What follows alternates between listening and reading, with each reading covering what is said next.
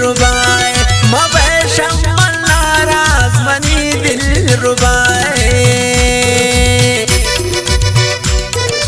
ये गाना है शायरी गोमा शकोइटा मीर अहमद मरी है और आवाज़ गुशा कभी फैज जान खारिजी है और खासी गोमा फरमाइश शस्की सरवर कसाने नदीम मरी है शसिन ठंडो आदमा फरमाइश गोमा कसाने नवाज मरी है द्वारा शकोइटा अजारगंजी फरमाइश गोमा शायद मजीद मजबूर है द्वारा शकोइटा अजारगंजी फरमाइश गोमा फैजा मरी है।